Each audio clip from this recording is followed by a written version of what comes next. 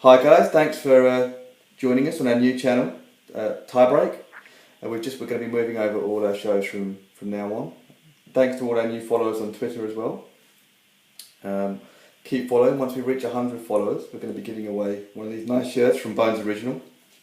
So anyway, I'm delighted to say I'm joined as usual by my good friend, the editor of Cricket World, John Pennington. Hi John, how you doing? I'm very well, Aaron, very well. Glad enjoying the sunshine, I'm sure, John. And we're also delighted to have a very special guest today in the six-time Grand Slam doubles champion, Liezel. Liezel, delighted to have you with us. How are you today, Liezel? Good morning. Hi from a hot and humid Houston, Texas. It's 6 o'clock in the morning, but I'm happy to join you guys, and thanks for having me. Oh, it's great to have you, and that's dedication. 6 a.m, isn't it, JP? Absolutely. It's pretty warm here in the UK, but probably not quite as warm as it is even at 6 a.m. over in Houston. Yeah, absolutely. Well, I didn't want to pull up the weather report in case it's raining there, and then I would have to rub the heat in, but I'm very glad to hear you guys are having wonderful weather. The summer continues, I guess. Yeah, exactly. If it wasn't so sunny, we'd have been really jealous. But yeah, at least we can kind of all share the sunshine. So that's great. So Liezel, obviously, as I say, you had such a great career. You've been playing for so long. Tell us a little bit about what you've been up to, Liezel, lately. Tell our listeners about what's been going on with you. Well, it's like this morning I get up at 5 and then I have a lot of things to do at the house, and then before I know it, 6 o'clock and I'm on the call with you guys, and I realize I think that's kind of like the parallel that I can draw with my career, is that just having a look back, it's gone so quick. I remember coming to America at age 15, just really with a suitcase and a dream. And here I am, 37 years old, 22 years later. I've been very blessed. I've had a wonderful career. And if you told me at age 15 this is the career that I would have had, I would be very grateful. I've had some low moments. I've had some injuries. I've had some minor setbacks, but the way I've also taken the good times with the bad times has been, learning curve. So thanks for asking. It's been an amazing experience. It's just gone so fast. I wish that I could just stop the clock a little bit and go back. At the same time, I learned a lot of things when I was young that I really don't want to have to go through again. But really, I've been very fortunate, had a lot of good partners, met a lot of wonderful people, and I'm just so lucky. Everything that I have, my roof over my head and food on the table, it's all because of tennis. So I really encourage, on a different note, I just want to encourage the young players and also the coaches that are listening today, that you can see what you can get out of a sport like tennis, and I'm really, really grateful to this game. I think that's a wonderful message, and it really shows it's a great example of the American dream right there, isn't it, Liezel? How you've kind of just come to America and really lived out your dreams, and you can tell just speaking to you, your passion for the sport is still there, which is wonderful. Yeah, I'm very fortunate, Aaron. We built a tennis center. We have 15 tennis courts, and that's all with my tennis earnings. And it's not about, you really don't make money in the tennis industry and coaching. If people think, get rich quick and tennis coaching, definitely not. But when a parent comes to you and they tell you, my son is now getting straight A's, or my son has lost, X amount of weight, or we moved from Oklahoma here and we didn't have any friends, and now he has a bunch of friends, and it's all worth it. So we have 15 tennis courts, 12 full size, and then 3 of the mini, and their permanent structure. We opened in 2008.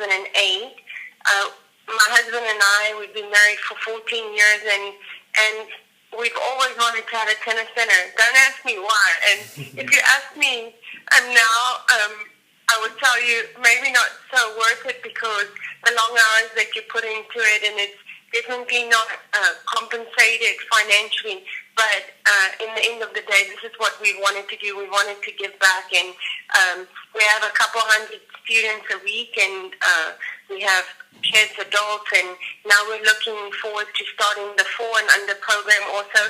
So just always looking for ways to get people into the game, and what better place to do it than in Houston, Texas, where it's warm all year round. Completely. I think that lends itself, doesn't it, to people wanting to come out and play. And it's great, I think it's great that you're giving back and you're doing so much for the grassroots. I mean, they're the future of the game, aren't they? And that's good to see. Liezel as well. No, go ahead. Go ahead, Aaron. No, go ahead. No, what we like to install into the kids, is the same kind of theory that what I was telling you guys about, just coming to America and just having, whether it was America or whether it was another country, I just feel like I've been offered so much and I've been given so much, and that's what we like to install here with the kids also, just being really not just good tennis players and good students, but just good citizens. So if you came here, I'd whip you into shape and you do some food can drives, toy drives, car washes, and all that good stuff. I might just take you up on that, actually. I could do with it. Liezel, I know recently you were playing in the World Team Tennis, actually. Me and JP have been talking about that on a previous show. JP, I think you had something you wanted to ask, didn't you? Yeah, I mean, as it happens, I didn't know an awful lot about World Team Tennis until I started doing these with Aaron. You mentioned you had that sort of unfortunate incident where you were hit by your doubles partner. But, I mean, I suppose the way that what happened after that was that they carried on playing 2 against 1. Is that sort of what World Team Tennis is all about? A bit of innovation, a bit of something new for the world of tennis? For me, World Team Tennis is more about men and women competing on an equal platform. That's really what it's about. I think also what it's about is it being such a short format, so it's very exciting. In this case, and this is what everybody's talking about right now, is me being hit and getting a concussion, and then really my partner being the only one standing out there, and that's just part of the rules. You're having to compete single-handedly out there. Listen, it's happened to me before that I've had to compete when my partner was injured. She had not a concussion, but a different kind of injury, and it's not fun. For me, that was not fun. In tennis, when you go on the court, at least you feel equal, like you got a chance out there. For that, playing against 2 people, maybe it's for the crowd there. It's something they haven't seen before, and I'll tell you what, even in Washington, which is a pretty tough crowd, apparently they were cheering on Taylor, who was playing by herself. So that's a nice thing to see. But it really, besides maybe winning a couple points, it's too tough. It's too tough covering the full court. But hey, if that brings excitement and that brings people to come and watch tennis more, or people to support team tennis, I'm all for it. And Taylor did a pretty good job. Against Martina Hingis and Rodionova, I commend her for standing out there, and she's only 18 years old, so that's even more commendable. No, completely. And actually, I think JP and I we felt the same. So we were just kind of very curious to kind of hear your thoughts on that, because it was such a unique situation. Obviously, it was very unfortunate what happened to you, and we're glad that you're a lot better now. But to see kind of and thankfully I've recovered from my concussion. So everybody's fine. Taylor had a great experience. I've recovered, and everybody had a good laugh and eye opener. So all in all, good for the game. Definitely. And Liezel, we had a few questions actually from people on Twitter and on the tennis forums. I don't know if you'd mind just answering a couple. That'd be great. We had Frank Lestar on Twitter. He just wants to know, what would you say is your favourite shot? My favourite shot, you get asked your favourite place, favorite shot, all these kind of things. I would say it's not as easy a question as it sounds, because my favourite shot depends sometimes what time of the, where it is on the court, or maybe the situation in the match, or who I'm playing against. But I would say, if you know me and you've watched my game, I would say it's definitely my bread and butter shot is definitely my forehand.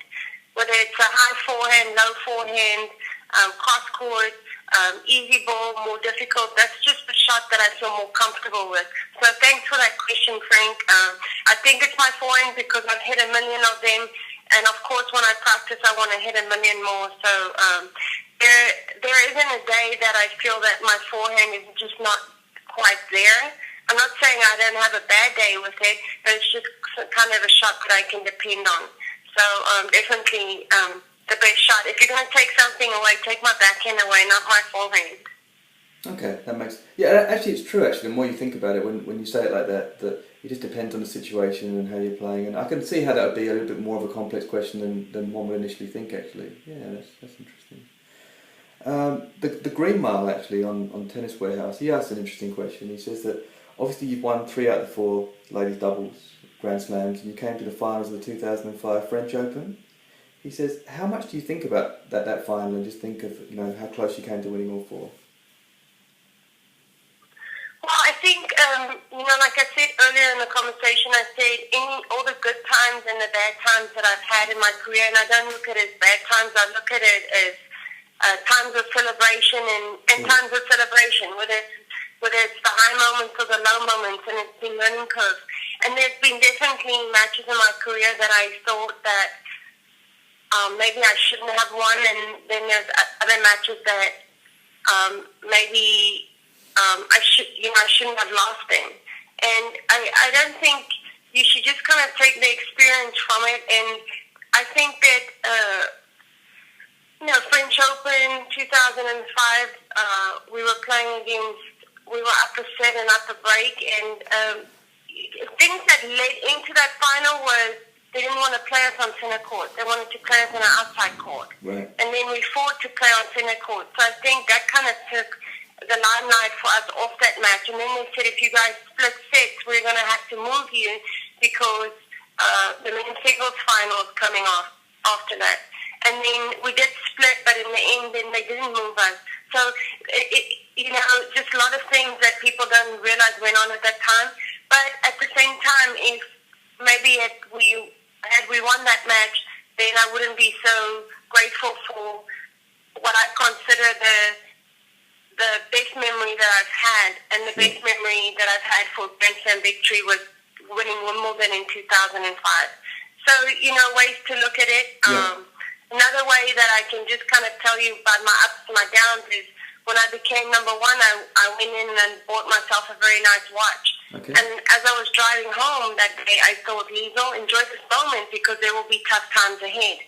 So as you can see, I've just really enjoyed both, the ups and the downs. And had we not lost that day, then I maybe wouldn't be so grateful for having my appearance in the stands and winning that Wimbledon final in 2005. I think that what you're saying actually is really nice actually. So what you're saying is overall over the course of a long career and a very successful career like you've had, things kind of even themselves out. So if you can take the good with the bad, it kind of allows you to stay on that kind of even keel. And no, I think that's great. And I think it's obviously I've never played to any sport to sort of level that you have, but just from reading and kind of getting an understanding and seeing, that seems to be a problem for certain athletes in any sport, doesn't it? It's the mental side of things, just kind of getting too high or too low. I think staying in that moment seems to be very important. Yeah, I agree with you, and that's kind of what we teach the young kids today. It's not just about hitting balls, it's about the fitness and it's about the mental side. And what I kind of do is if there's any young ones listening or any coaches listening, the approach that I take is because I've told you a lot now about my mental side, is what I do, I kind of divide the 3 into a chart. And maybe next week when I call in again, we can talk a little bit about this. We'll go into more depth. But in my chart, I'll have my tennis in 1/3. So I kind of divide my pie into thirds. My 1/3, if you envision there's 1/3 is my tennis, 1/3 is my mental side, and 1/3 is my physical side. And I work a lot on the mental side because I think when it's easy working on the tennis side, of course, and the nutrition side and the fitness side, you have people that can show you how to do that. But on the mental side, that's one that a lot of players have a lot of gaps on, and that's one we can improve largely on. So that's something that when I started out my career, people could see, oh, Liezel Huber, what do I have to do against her? Oh, well, you just have to get her mad, and then you'll win the match. And so I felt like if I could improve that side, then I would have a lot more better results. So as you've heard, I've talked about it quite a lot this morning, but that's something that's contributed to my success. Okay, no, that's very interesting actually. One other question we had on Twitter, Liezel, was from BWCam1, and he's just curious about being vegan. He's just wondering, like, he's heard there's a lot of health benefits, and he's heard that it can help the environment. He just wondered what your thoughts were on being vegan.